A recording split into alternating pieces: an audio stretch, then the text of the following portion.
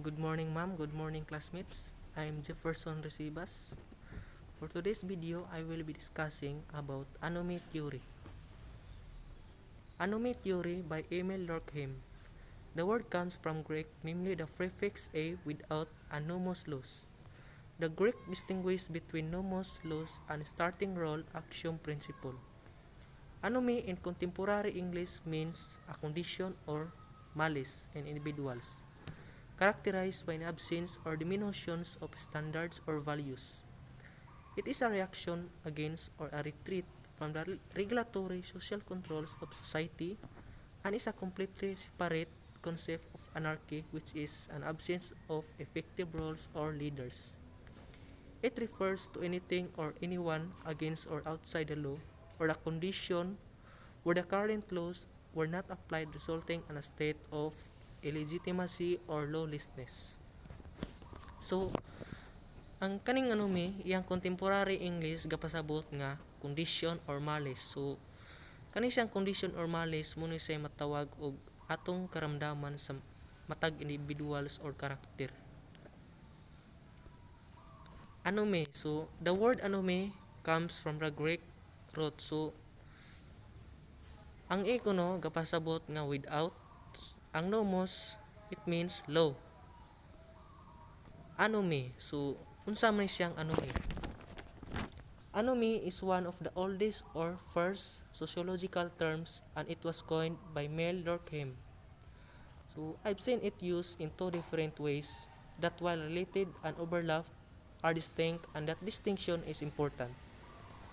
So, Durkheim originally is the term anomy to describe a societal condition of too little social regulation. So, what we mean by too little social regulation is that societal values may be changing or poorly defined.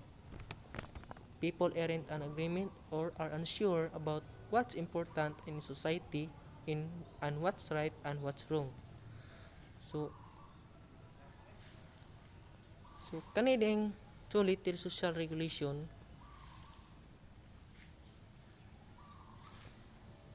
gapasabot ni siya sa atuang societal values nga naabay kausaban or ga-define siya sa mga people nga wala ga agreement or wala kasigurado kung unsay gyoy important sa society. Ug wala pud sila kabalo kung unsay sakto o unsay mali. So, nako example dre. For example, this often happens in a periods of dramatic social change. So, a reward may be very uncertain. If you work hard, you may not be sure of a promotion, of an increase in pay, or of better living circumstances. You don't know whether or not your work is going to pay off. So, kaning rewards uncertain. Kung hardworking ka pero wala gyapon ka kasigurado kung sa imong promotion kung mo increase ba sa pay or sa imong mga circumstances. Ug wala po kabalo kung mag-work ba siya. So, life is unpredictable or life is generally unpredictable. Now, this is one way that the term anomy is used. It describes a condition in society in which social values and norms are uncertain and otherwise poorly defined. So kani diyang life is generally unpredictable. Usa po ni siya ka way nga gamit sa anomy o ga-describe sa condition sa society o sa social values. So, another way that anomy has been used is to describe a personal condition or experience that the result of too little social regulation. So, ang anomy has been used to describe condition within society. So, ang anomy gayus po siya o ga-describe sa ato ang condition sa atong society. But, it also used to describe kung how people experience or react to that particular societal condition. So dili lang pod kay ang anomy ga-describe sa condition sa atong society, o pati na rin sa kung unsa ang na-experience sa mga tawo or unsa ilang ma-react bahin aning societal condition. So some of the symptoms, if you will, of anomy include feelings or aimlessness, hopelessness or despair. And you can see how they connect if life is unpredictable. So sama ganiha kung giingon. Then if you don't feel that things matter, then you kind of feel hopeless and despair. People often feel loneliness or disconnected from others.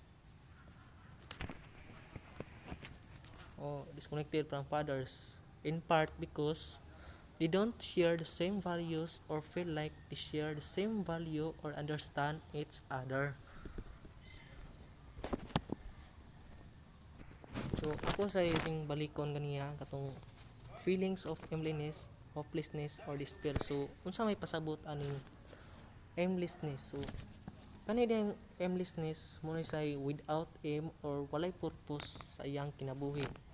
Wala siya goal bitaw, dayon lacking direction si bitaw. So bali kani siya one kanang mitan example na isa ka tawo nga no ambition, so mao na siya walay ambition, so mao na siya aimlessness.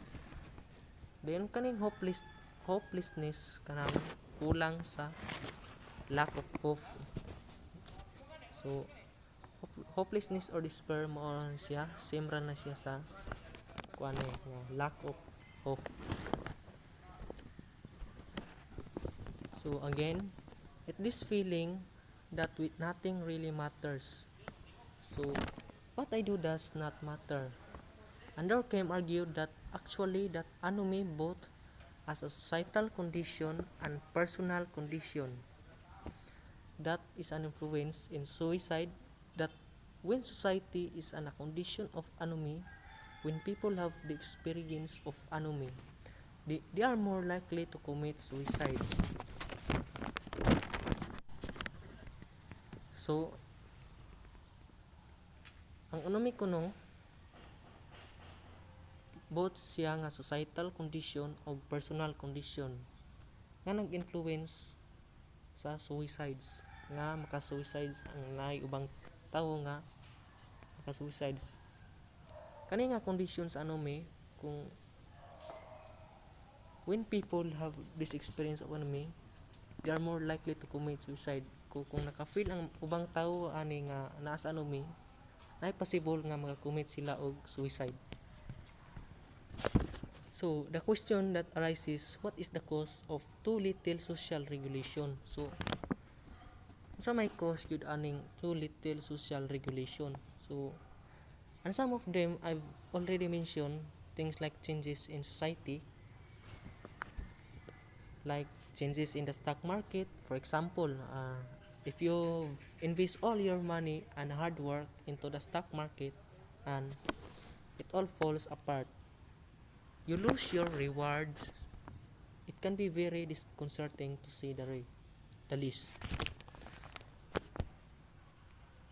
In generally, however, anomy is viewed as the result or a result of modern social arrangements. Now, there's a lot that we could say about what we mean by modern. So unsa may pasabot gyud aning modern? But the basic idea that many sociologists, particularly the founding sociologists, were trying to understand is how social arrangement, the social order, how society itself changed as it shifted from rural agricultural ways of living to urban industrial ways of living. So, si Durkheim could argue that anomy is a symptom or condition of modern urban industrial, a living arrangement and societal condition. Next, concept of anomy. So mo na konsepto sa anomy. Durkheim sees anomy as a state of social disintegration due to a far-reaching social change. Here, industrialization, introduction of the structural principle of division of labor, social differentiations are increasingly emerging. Example: poor, rich, urban, rural, religious and secularized, etc. The disappearance of all principles of structure and order weakens social cohesion. As a result, generally, social roles are no longer observed. The collective order dissolves and a state of anomy emerges. The consequences of this are increased suicide and crime rates. Anomy, also spelled anomy, in societies or individuals, a condition of instability resulting from a breakdown of standards and values or from a lack of purpose or ideals. The term was introduced by the French sociologist Émile Durkheim in his study of suicide. He believed that one type of suicide, anomic, resulted from the breakdown of the social standards necessary for regulating behavior when a social system is in a state of anomy. The common values and common meanings are no longer understood or accepted, and new roles and meanings have not developed. So, according to Durkheim, such a society produces, and many of its members, psychological states characterized by a sense of futility, lack of purpose, and emotional emptiness and despair. Thriving is considered useless because there is no accepted definition of what is desirable. Although Durkheim's concept of anomy referred to a condition of relative normlessness of a society or social group, other writers have used the term to refer to condition of individuals. In this psychological usage, anomy means the state of mind of a person who has no standard or sense of continuity or obligation and has rejected all social bonds. Individuals may feel that community leaders are indifferent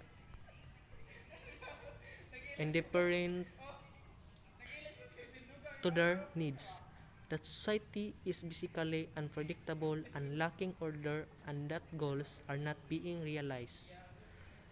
They may also have sense of futility and conviction that associates are not dependable source of support. For example, if society does not provide enough jobs that pay a living wage so that people can work to survive, many will turn to criminal methods of earning living. So, mao ni na kung wala gyud sakto nga trabahoon nga yata society, naagi ubang tawo nga makabuhat gyud sila dili maayo para lang makasurvive diri sa tuwang kalibutan. Kay namaguyuban nga sa ilang hunahuna wala na sila laing pamagay kundi kanina lang. For example, hold up sila or bisan unsa pa kay haron makasurvive lang gyud sila diri sa tuwang society. Then munang mahimo silang criminal dayon. Kay ang uban pod napagay mas grabe nga gibuhat nga ang uban gani na kapatay kay tungod ra pod sa kuan kalisod or kanang bisan unsa pa nga kuan nga tungod lagi karon makasurvive diri, karon makasurvive. Nga lang po ko idugang no kaning sa about sa anomy theory bitaw. Guys, ko tungod siya normlessness sa atong society. So kaning anomy theory sama sa akong gingon kaganiya nga kaning anomy theory ug ato gyud ning timan-an pag anomy na gani ang gisgutan, is there a societal normlessness o naay problema sa usa ka society kung saan walang normless na gisunod. So, pasabot ang isa ka society kung wala sila gisunod nga norm list or batas na isunod nila. So okay, ato sang hisgutan ang societal or society. Pag ingon gani og pag ingon ginatog society, kasi nakapaloob dito ang grupo or matag individual nga kung asa sila sa kung asa sila ay nagkakaroon ng interaksyon sa matag usa. So wala ni kalainan sa isa ka community. There's a group of people or individual nga naa dito ug sila yung magkasama at nagkakaroon ng interaksyon sa matag usa. So pag maingon tag normlessness, mao ni ang pinaka root word gyud sa nga normlessness. So pag maingon ta og norms, so it means standards, rules and regulation. So mao ni ang norms nga naatay pamantayang sinusunod sa tuang lipunan o society. So kaning norms mao ni ang kanang naatay gisunod bitaw sa tong society nga mulitan patuman sila og balaod. So dapat mao ni sundon nato. Mao ni ang example siya diyon. Pero sa kinahanglan dili lang norms, dapat gamiton nato ang normlessness kay. So why normlessness man nganuman? Because in explains na there is a normlessness in the society. That's why people became limitless. So kung balikon nganumang normlessness kay because in explains nga there is a normlessness sa tuwang society. Mao ang mga tao mahimo silang limitless and uncontrollable. So mao nga adunay chaos or kaguluhan. So kay limitless naman sila, dili na sila control bitaw. So normlessness means lack of norms, or normlessness means walang pamantayang sinusunod sa tuwang society. Mo nga ang mga tawo dili makontrol. So mao lagi ni. So og limitless sa ilang gipangbuhat. Maong adunay kagubot or matinding chaos sa atuang society. Imbis na united sila or naa unity sila, for example sa atuang barangay, kung atong imaginon sa atong community walay barangay captain, walay barangay tanod, walay barangay chairman, or walay barangay official. So wala gyud tanan. So what will happen in that community? So may mahitabo na. So of course kung walay magpapasunod at walay magbabawal sa isa ka community o sa usa ka barangay, people become limitless because ang una-unaon nila they can do whatever they wanted to do. So because pod wala sila kay tungod pod walay nagbawal or magpaparusa sa ilaha, walay mosilot. So another example, nitan maligya ka, nitan si Pedro mamaligya og illegal drugs, maligya sa ilang barangay. So nya nakitaan mo sa iyang amigo nga si Juan na si Pedro nadato na kay tungod sa iyang maligyag droga. So iya pong manaunaan nga so okay ra di ay magbaligya siya. So mao nang iya pong gisuon. So iya pong gisuon nga maligya siya kay masuon man niya nga pwede ra di ay okay ra kaayo kung mamaligya sa ilang barangay og illegal drug. So itungod lagi sa walay limitasyon ang tanang tawo, walay nagbabawal bitaw og walay nagparusa, walay bitaw gabuhan og kuan nga balaod dayon, ug wala po'y mosilot kung naaba si ang mga tao kung makasala or naay gipangbuhat nga di maayo, wala may mo kuan. So maong mabuhat pod nila. So mao na siya normlessness. So the result of the normlessness, mao na siya resulta sa normlessness. Ug nabayog ko laing example pananglitan sa atong classroom ba naamang gyud rules and regulations sa atong classroom. So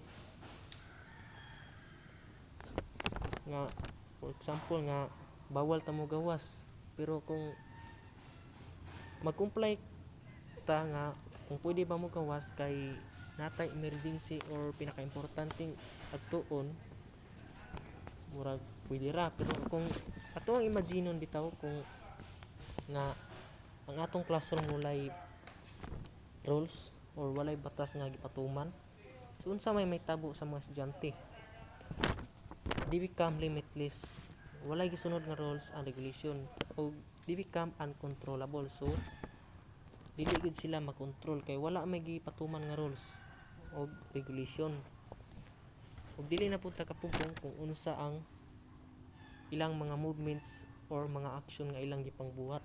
So that's why ang may tabo sa mga estudyante kay magkagubot, kay tungod lagi walay gisunod nga rules or regulation. So mao ra po na siya sa kuan. So napagid tay lain according sa ni kuan Emil Durkheim nga thought the concept of anomy is most closely associated with Durkheim's of study of suicide. In fact, he first wrote about it in his 1893 book. So si Durkheim gi-study po rin siya sa suicide, og iyang unang nasulat atong year nga 1893. So ang kato nga iyang nasulat mo ni nga book, The Division of Labor in Society. So in this book, Durkheim wrote about an anomic division of labor, a phrase he used to describe a disordered division of labor in which some groups no longer fit in, thought they did in the past. Durkheim saw that is occurred as European societies industrialized and the nature of work changed along with the development of a more complex of division. What can cause anomy according to Durkheim? So unsa may maka-cause anomy? Unsa may mga cause ani? So nakoy duha nga nakita. So ato saning basahon na. Durkheim identifies two major causes of anomy. So the division of labor and rapid social change. So kaning duha, both of these are of course associated with modernity. An increasing division of labor weakens the sense of identification with the wider community and thereby weakens constraints on human behavior. So unsa may pasabot aning division of labor and rapid social change? So according to Emil Durkheim, nga ang division of labor is seen as the separation and specialization of work among people by separation. This meant that the various components of the work process are separated. By this is meant that the various aspects that make up the work are set up into various. It means that individuals do not abide by the rules imposed by society, but it also means that societies are organized in such a way that they do not have the power to impose rules on individuals so as to ensure social harmony. So mao na to siya diyon. Next, something rapid social change. It is a social structural phenomenon of society in which norms are rapidly changing, or where there are conflicting norms of what is right and good, proper, and so on. Thus, anomy is a property not of the individual but of the social system. So, that's all. Maura ni ma'am.